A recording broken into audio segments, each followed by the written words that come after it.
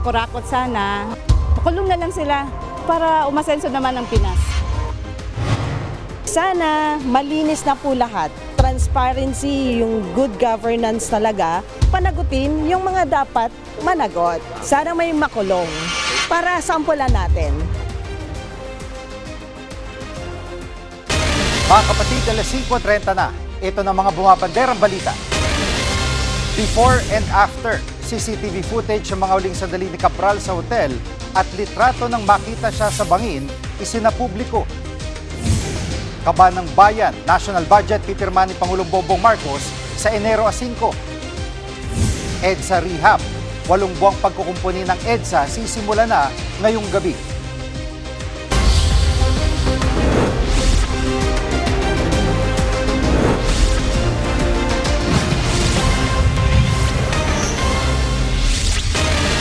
Nakuna ng CCTV ang mga uling sandali ni dating DPWH Undersecretary Catalina Cabral sa isang hotel sa Baguio. Nangunguna sa balita si Dave Abuel. Dave, ano ang laman ng CCTV footage? Jiggy, sa kuha ng CCTV sa tinuluyang hotel ni dating DPWH Undersecretary Catalina Cabral, makikitang kasama niya ang driver na si Cardo Hernandez nang mag-check-in sa hotel bandang 1:00 ng hapon noong December 18. Bandang 2:47 ng hapon, makikita si Cabral na kumatok at pumasok sa kwarto ng driver. Matapos ang ilang minuto, lumabas ng kwarto sina Cabral at Hernandez. Yan daw ang pag-alis ni Cabral para pumuntang Cannon Road, kung saan nagpaiwan ang dating DPWH official. Nakuha ang mga CCTV footage na yan matapos isilbi ng PNP at NBI ang subpoena sa hotel. Nauna na ring hinalughog ang hotel room na tinuluyan ni Cabral, kung saan nakuha ang kutsilyo at ilang gamot. Lumabas din sa toxicology report ng PNP na nagpositibo sa antidepressant drug ang mga labi ni Cabral. Inilabas na rin ang mga aktwal na litrato ni Cabral na matagpuan sa batuhan sa bangin sa Cannon Road. Sa panayam sa The Big Story ng One News, sinabi ni Baguio City Mayor Benjamin Magalong na pabalik-balik sa Baguio si Cabral. Pakinggan natin ang pahayag ni Mayor Magalong. Bakit ka pabalik-balik to? Sinong binabalik at balikan mo sa Baguio? Kinumpirma rin ni Magalong na ang bangin kung saan natagpuan si Cabral ay malapit sa overpriced at substandard umanong rock netting project. Dagdag pa ni Magalong, si Cabral ang pinakamakapangyarihang undersecretary ng DPWH na marami umanong nalalaman sa mga maanumalyang proyekto ng ahensya. Naunang sinabi ng DILG na walang foul play sa pagkamatay ni Cabral. Yan muna ang latest. Balik sa iyo, Jiggy. Yan ang ulat ni Dave Abuel. Kasabay ng Noche Buena, sisimula na mamayang gabi ang 8 buwang EDSA Rehab. Live mula sa Makati, nangunguna sa balita si Rainiel Pawid. Rainiel, ano mga kalsadang unang aayusin?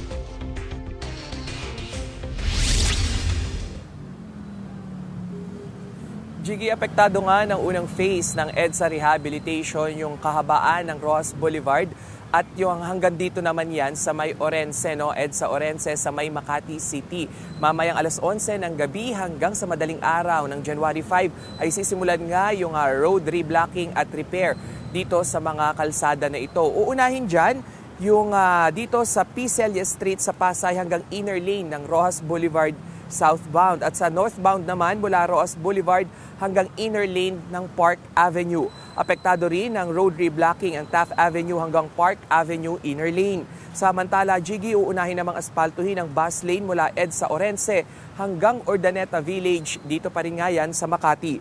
Pati ang inner lane at outer southbound lanes ng Orense hanggang Magallanes Interchange. Gayon din ang southbound inner to outer lane ng EDSA Tramo hanggang sa Loring Street. Jiggy. At Rainiel, isasara ba mga kalsadang yan?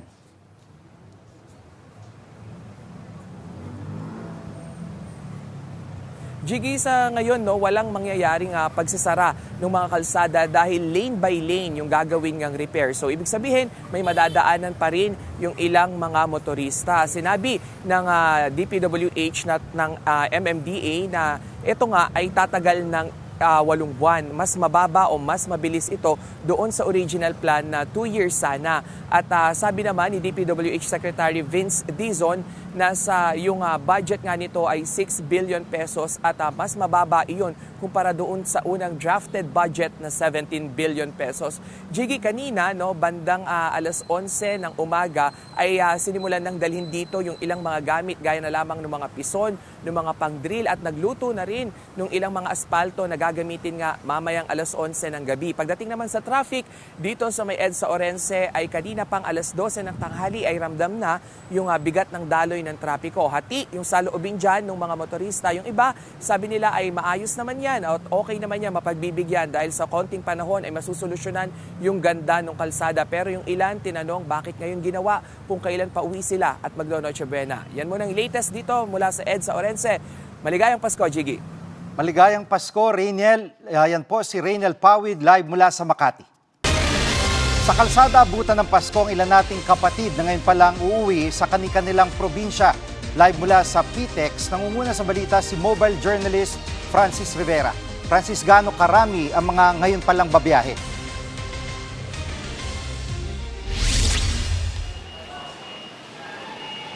Jiggy, tuloy-tuloy ang pagdagsa ng mga pasahero dito sa PITX ngayong bispiras ng Pasko. Karamihan nga sa kanila ay papuntang Bicol o kung hindi naman papuntang Visayas at Mindanao.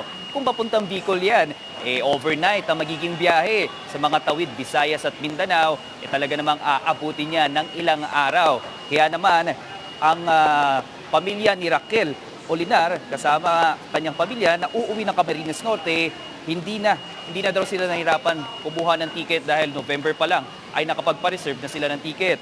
Ganon din naman si Arnold Apolinario, nasa bus din aabutin ng Pasko.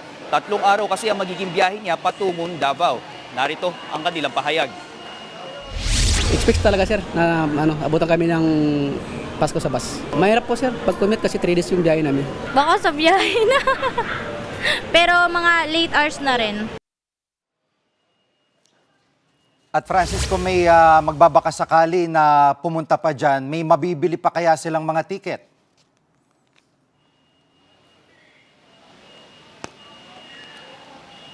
Jiggy, sa mga walk-in ngayon, sa mga pasahero na gusto pang humabol, meron pa namang mga nag-o-offer ng ticket dahil merong mga special permit ang mga bus company dito.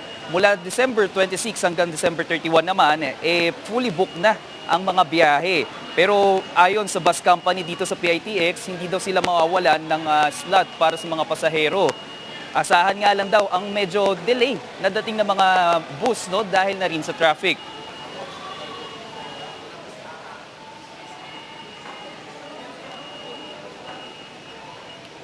Yan pong ulat ni Francis Rivera live mula sa PTEX. Susunod, dating Pangulong Duterte bawal daw dalawin sa ICC ngayong Pasko at bagong taon. Diyan lang kayo mga kapatid, dapat una sa lahat.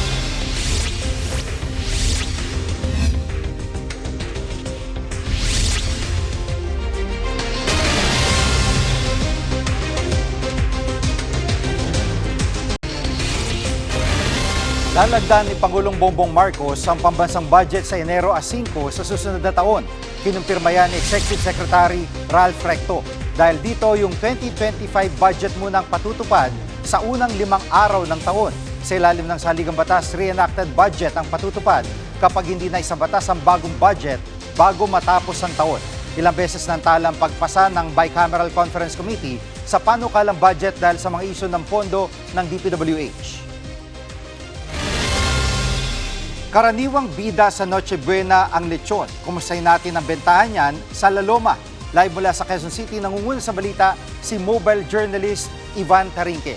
Ivan, gaano kahaba ang pila dyan at hanggang anong oras ba pwedeng bumili? Digi, mula kaninang umaga ay walang patid na ang mga mamimili dito sa La Loma na para sa lechon na ihahain mamayang Noche Buena. Mananatili raw bukas ang ilang lechonan dito hanggang may mga customer na dumarating. Walang hinto ang mga tindahan at ang mga naglilitsyon sa pagluluto para nga makasabay sa mataas na demand ng lechon ngayong dispiras ng Pasko. Inaasahan daw ng mga tindahan na mas dadami pa ang mga bibili habang papalapit ang Noche Buena. Kaya nga posibleng mamaya para makarating ang ilang pang mga customer at sa haba pa ng pila dahil inaasahan nga na yung ilan, mga mamaya-maya pa darating para nga to, saktong-sakto sa Noche Buena. Sige. At Ivan, magkano naman ang bentahan ng lechon sa ngayon?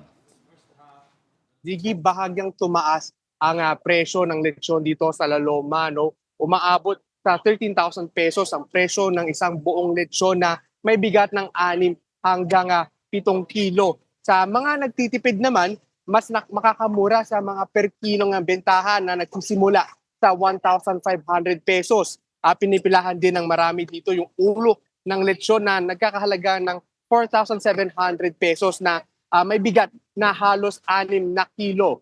Sige. At Ivan, di ba naapektuhan ng supply dahil doon sa issue dati ng ASF? Digi, tiniyak naman ng lechonan dito na sapat ang kanilang supply kahit na mataas ang demand ngayong panahon ng Pasko. No? Hindi naman daw naapektuhan ng kanilang supply dahil dun sa pagkasara ng mga katayan dito sa La Loma. Ang pinagkaiba lang daw ngayon, mas malayo na ang slaughterhouse na pinanggagalingan ng mga baboy na nililitsyon imbes na sa sariling katayan ng tindahan. Gigi, para sa mga wala ng oras mag-walk-in, maaari namang magpa-deliver ng lechon. May dagdag singil nga lang para sa delivery. Yan muna ang latest dito. Merry Christmas sa'yo, Gigi. At Ivan, on a lighter note, ikaw ba nakabili na ng lechon at may free taste ba dyan?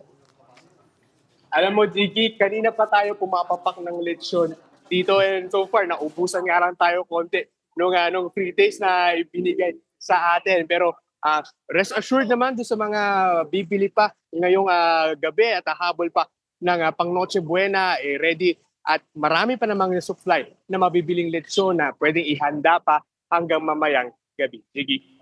At buti na lang di ako na-assign dyan kasi uupakan ko rin yung mga free taste na yan at alam mo na, maintenance is waiving. Yan pong ulat ni Ivan Tarinque. Merry Christmas, live mula sa La Loma, Quezon City. Sa ibang balita, magpapasko si dating Pangulong Duterte na hindi kasama ang kanyang pamilya. Ayon sa anak niyang dating Pangulo na si Kiki Duterte, hindi sila pinayagan ng ICC na madalaw ang kanyang ama sa Pasko at Bagong Taon. Pero nakausap niya ito sa huli niyang pagbisita at may Christmas wish daw ang dating Pangulo. He said in verbatim that, Lord, I ask for nothing this Christmas. I only ask for my family's happiness and this part. If there's anyone who is praying for something that will do them good, please give it to them. Samantala, bumati si Vice President Sara Duterte ng maligayang Pasko sa mga Pilipino. Panawagan niya ipagdasal ang kapayapaan at katatagan ng ating bansa. Susunod, sa dokumentado kilalanin ang mga parak na tinaguriang Manila's Finest. Huwag kayong bibitiw, dapat una sa lahat.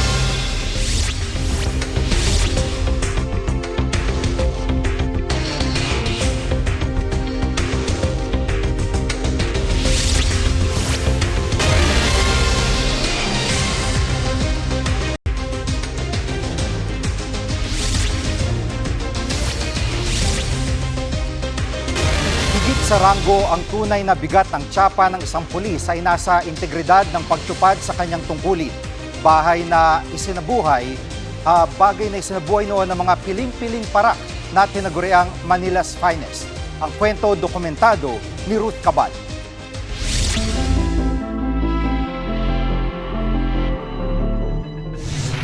May road rage. Sabi ko, mukhang away ito ha. Pagbaba kong gano'n, hawak ko yung ganito ko. Buti tinago ko, hindi, viral ako sa mga golfers. Hanggang sa ganitong klaseng bakal na lang, isang golf club, ang palaging karga ng retiradong pulis na si Allen Aguilar, 73 anyos. Malayong-malayo sa panahon nang makilala siyang boy singkit ng Manila's Finest. Lumabas ako sa Academy, 77. Walang mga best kaming mga nilalagay noon. Talagang parang mapapanood nyo sa pelikula, talagang laban di ba? Ang kasabihan nga pag lumabas ka ng bahay mo, kalahating katawa mo, nasa hukay.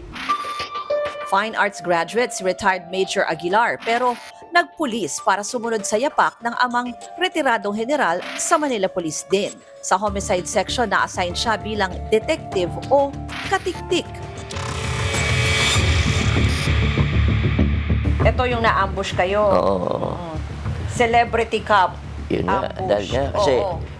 kaya tinawag ako Celebrity Cup. Lagi ako nasa dyaryo. Oo, naging Celebrity Cup ako. Pero may tama kayo dito. Dito sa braso. May injuries Ano pa, lang, di ba? gas-gas lang yun. Kasi nakatalon ako sa sa sasakyan niya.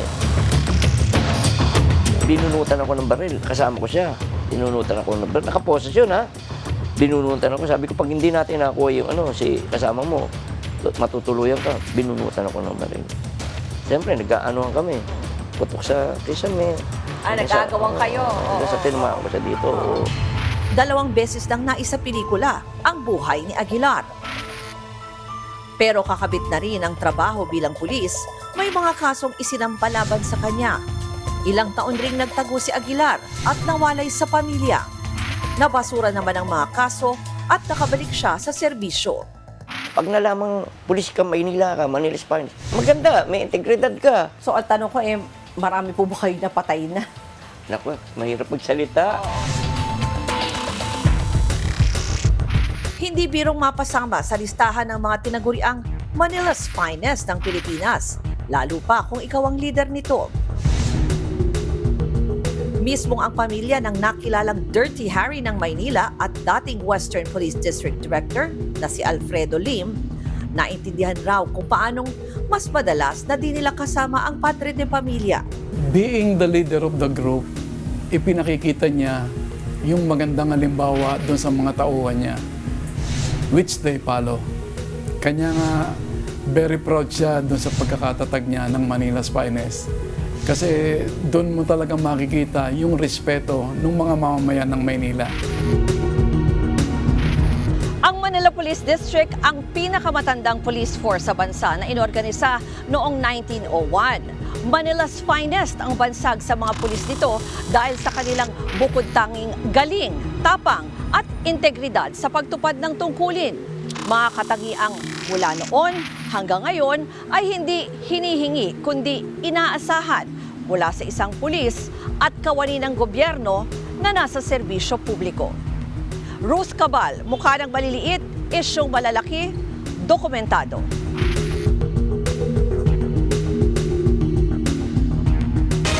Mas maraming Pinoy ang umaasa magiging masaya ang Pasko ngayong taon. Base sa survey ng Social Weather Stations o SWS, 68% yan ng adult Filipinos. Mas mataas kumpara nung isang taon pero mas mababa kumpara nung 2022 at 2023.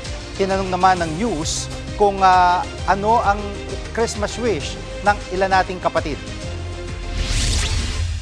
Sana yung mga kurap, sana unahin ninyong tumulong bago kayo mangurakot sa bansa. Sana may makulong para sampulan natin. Kami ang inyong mga kapatid sa Balitan at Public Service. Dapat una sa lahat. Abangan niyo po ulit kami bukas dito sa TV5, 1PH, RPTV, True TV at 105.9 True FM.